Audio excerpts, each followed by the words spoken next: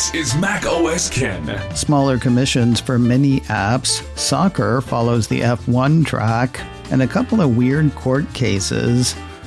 It is Friday, the 14th of November, 2025. I'm Ken Ray, and this is news from macOS Ken, brought to you by yours truly and sponsored by Clean My Mac. Try 7 days free and use code macOSKen20 for 20% off at clnmy.com/macOSken. This show is also supported by people like you, patrons through Patreon.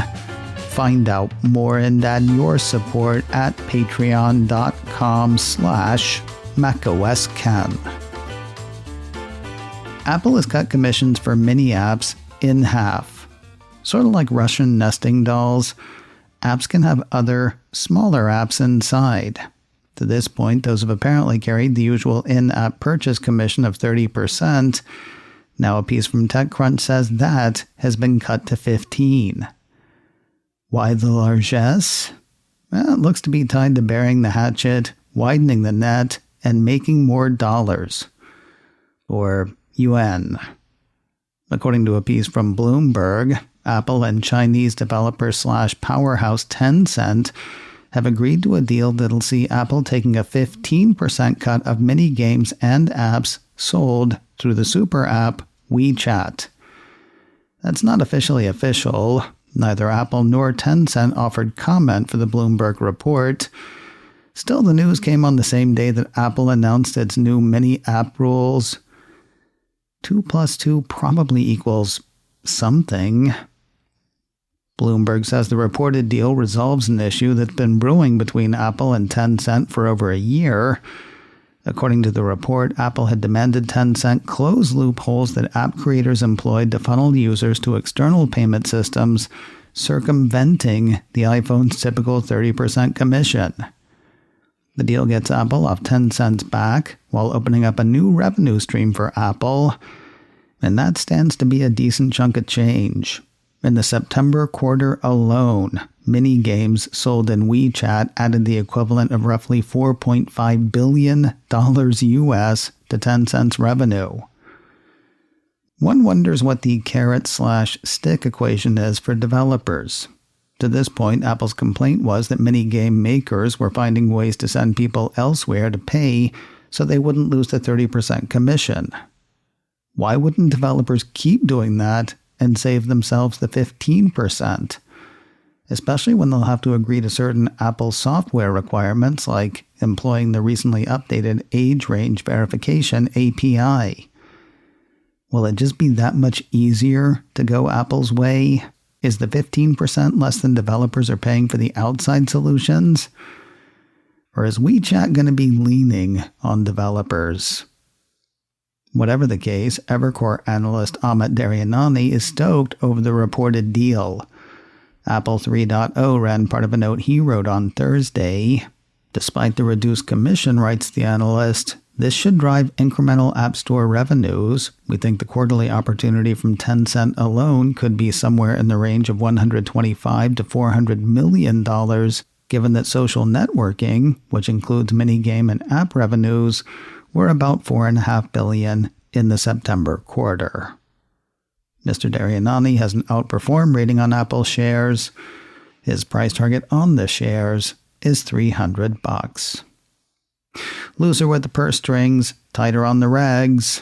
9to5Mac says Apple's app review guidelines have gone a bit more stringent in an apparent attempt to stop the proliferation of copycat applications.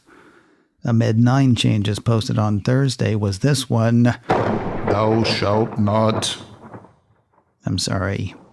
You cannot use another developer's icon, brand, or product name in your app's icon or name without approval from the developer. Hard to believe that wasn't a thing before, especially since Apple's own rules said, submitting apps which impersonate other apps or services is considered a violation of the Developer Code of Conduct and may result in removal from the Apple Developer Program. 9 to 5 Mac says Thursday's changes show an intent by Apple to keep on strengthening its anti-copycat policies.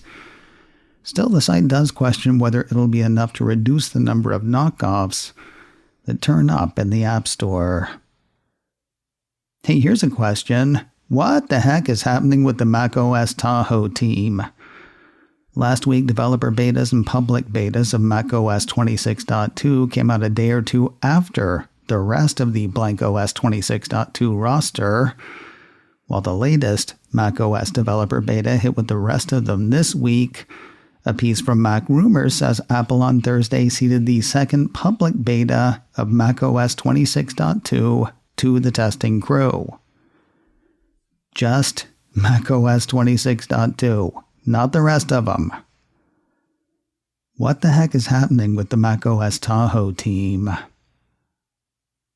News of a couple of public software updates from Apple. First, a piece from Mac Rumors says Apple on Thursday updated the firmware for AirPods Pro 2, AirPods Pro 3, and AirPods 4.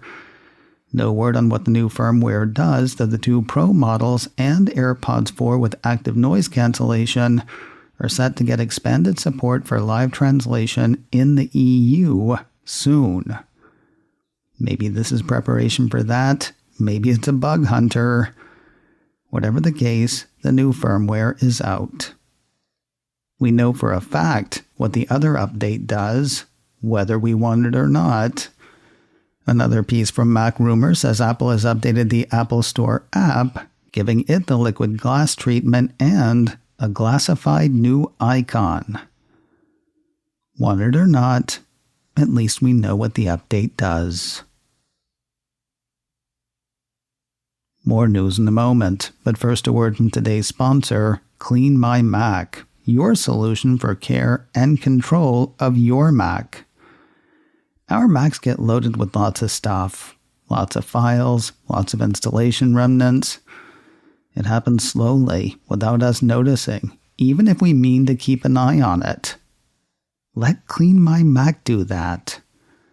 It starts by cleaning your Mac, getting rid of unneeded system files, hidden clutter, broken downloads, and other junk you don't need. But it does more than just clean. Clean My Mac is a suite of tools meant to optimize performance, scan for threats and vulnerabilities, update the apps you use, and ditch the apps you do not. Clean My Mac gives you a clear idea of what's happening on your Mac, what's taking up space, and the tools to make it run better. Get tidy today. Try 7 days free and use my code macOSKen20 for 20% off at clnmy.com/macOSKen. Make macOSKen all caps and all one word in both cases. That way they know where you heard about it and you get that discount. Clean My Mac's been doing its thing since 2008. Let them do what they do for you. Try 7 days free and use code macOSKen20 for 20% off at clnmy.com/macOSKen.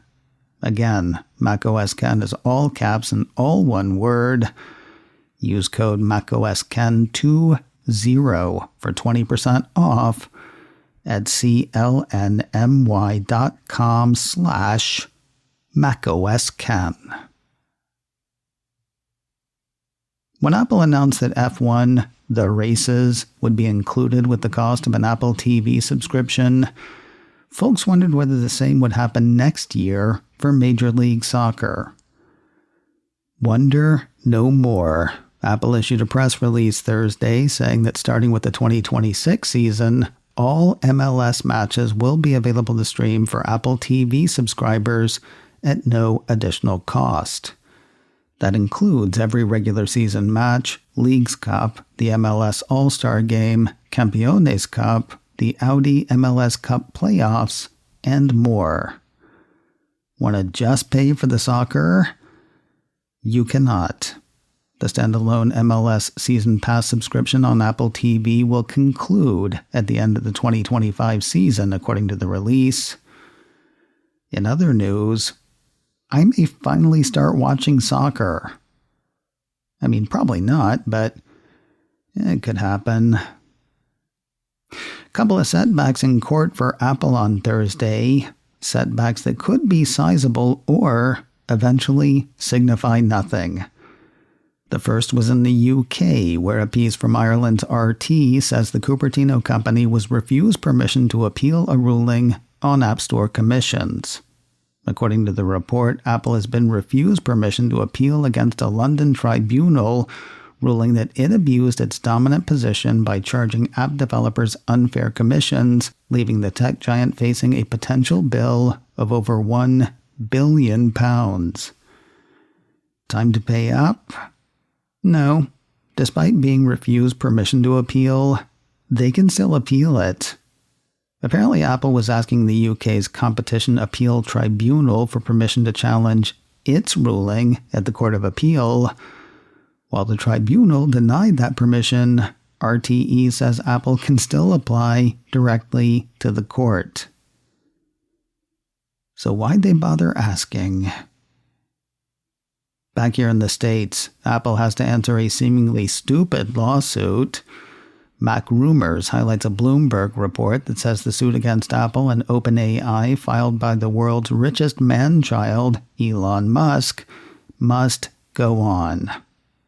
Filed in August, the suit accused the defendants of conspiring to dominate the AI market. I'm sorry, he is talking about Apple, right? The one in Cupertino? Yeah, the legal action came after Apple teamed with OpenAI to fold ChatGPT into Apple Intelligence, failed to do the same for Musk's AI offering Grok, and didn't feature the app that used to be Twitter and Grok in the must-have section of the App Store. Musk's suit claims that iPhone users who want to use an AI chatbot have no choice but to use ChatGPT, even if they would prefer to use more innovative and imaginative products like Grok.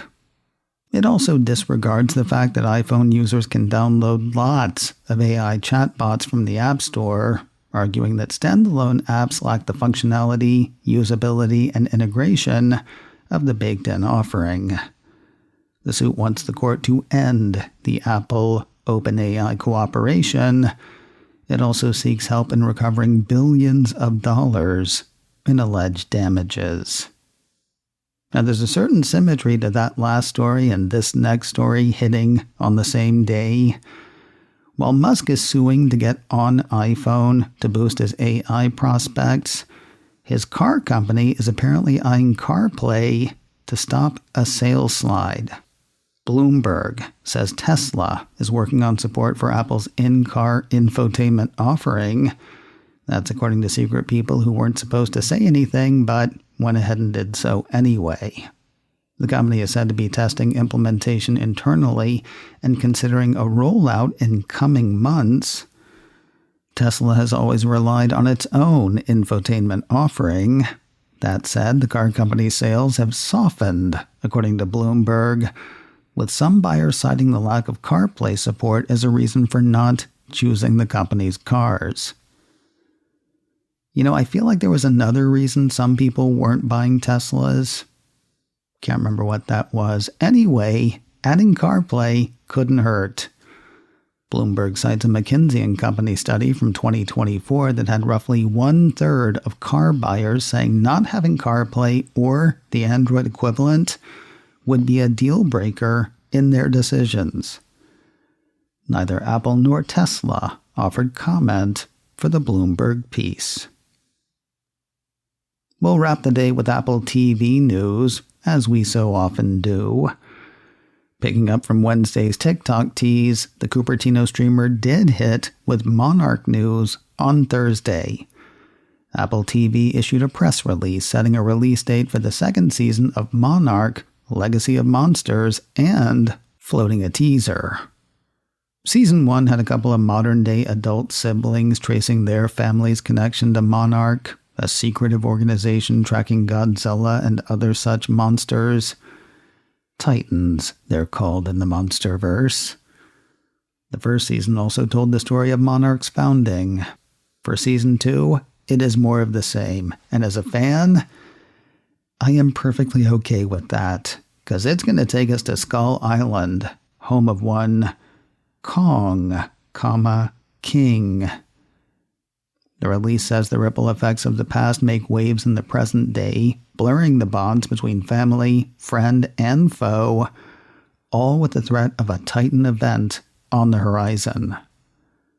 Monarch, Legacy of Monsters lumbers back to Apple TV on Friday, the 27th of February. You can catch the new teaser now on YouTube. And finally today, there's another Peanut special streaming for free. For the past couple of years, Apple TV has made Charlie Brown holiday specials that used to be on broadcast TV free for a limited time. No Apple TV subscription required. This weekend is the weekend for a Charlie Brown Thanksgiving. Apple has the show streaming this weekend, Saturday the 15th of November and Sunday the 16th, subscription free. You can catch that through the Apple TV app, available on Apple TV, smart TVs, tablets, game consoles, computers, smartphones, and I'm probably forgetting something. This week on the checklist, brought to you by Secure Mac. Remember Apple's rapid security response? Yeah, that's done now, replaced by background security improvements. We'll talk about what that is and who it's for. Also, there seem to be good reasons to not shop on Facebook or Instagram. We'll tell you what those are on checklist number 449. Find it today at securemac.com/checklist or wherever you get podcasts. macOS Ken, brought to you by me and sponsored by Clean My Mac. Try 7 days free and use code macOSKen20 for 20% off at clnmy.com/macOSken.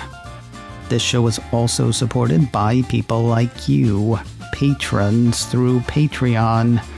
Find out more and add your support at patreon.com/macOSken. Advertising handled by Backbeat Media, online at backbeatmedia.com. You can find me on Mastodon, macOSken at mastodon.social. You can also send me an email, info@macosken.com.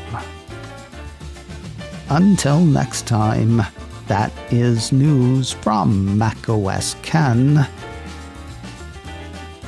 I'm Ken Ray.